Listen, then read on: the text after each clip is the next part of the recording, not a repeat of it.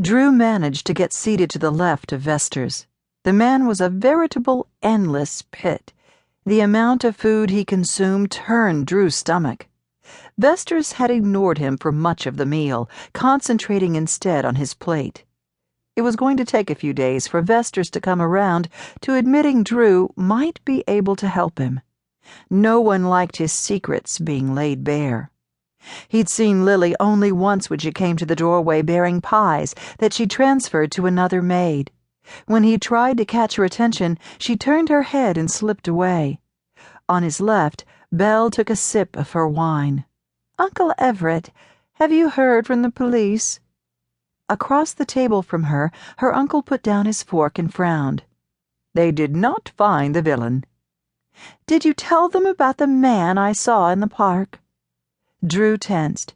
He'd asked her not to say anything. Now the Whites would think he and Lily had turned them in. They would be unlikely to give them any other aid. Everett shook his head. "Not yet. I will when they report back to me." Maybe he could get to Everett and convince him to stay silent, but in the meantime, Everett might have other knowledge Drew needed. "You know everything about butterflies. Have you seen live butterflies encased in glass?" Everett picked up his glass of port. "Oh, yes, one of my companies makes them. The butterflies are common, of course. Why do you ask? I can arrange for you to have one if you like." Drew couldn't imagine anything worse than trapping a living creature in glass. "I saw one today. The woman who was attacked the other day received one anonymously." Belle shrugged. "Probably a suitor. The globes are quite popular, Aunt Camille says." But Everett was frowning. "The police came to see me. The other 3 women who were killed had a globe among their possessions. I examined them, and they seem to have come from my business." "A warning from the killer?" "So the police suspect. The woman should report it to the police. And she should make sure she's not alone. The killer might come back," Belle said. He eyed her. He would have pegged her as totally wrapped up in her own little world, with no thought for those disadvantaged outside her small circle.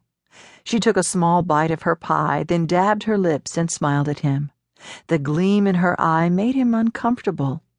He was using her to get close to her uncle, and it made him feel like a cad. But then, wasn't he? It was clear he'd practically ruined Lily's life, and he had never intended to bring her harm.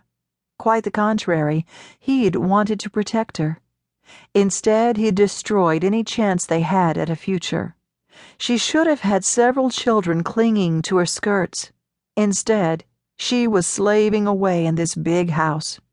Lately, he'd been questioning everything he'd done in the past few years. What had he accomplished with his life since he left Larson? Nothing, really. He hadn't brought Ballard to justice, and the man's victims were still unavenged. Lily entered the room and carried more dishes to the sideboard behind him. He tensed and wished he could speak to her. He realized Belle had spoken to him. "I'm sorry?" Her lips smiled, but her eyes didn't. "I asked if you'd like to accompany me and my uncle on a ride along the river tomorrow afternoon. He's taking me for ice cream." "I'd be delighted." A light came on in her eyes. "We plan to leave about 2. "I'll be here." He watched Lily hurry from the room with her face pale. Had she overheard him making plans with Belle? Chairs scraped as the guests rose. Everett beckoned the men to follow him to the smoking room, while the ladies retired to the parlor. Drew took the opportunity to excuse himself for a moment. He had to find Lily, to see what had happened when she'd gotten back. Something was wrong. He'd seen it in her tense shoulders and averted eyes. Belle was speaking with another guest when he slipped out of the dining room and made his way down the hall to the kitchen. If he could just get Lily's attention without any of the other servants noticing. But the kitchen buzzed with activity when he peeked in. He ducked back before anyone saw him lurking. The last thing he wanted was for it to be common knowledge that Lily and he were acquainted.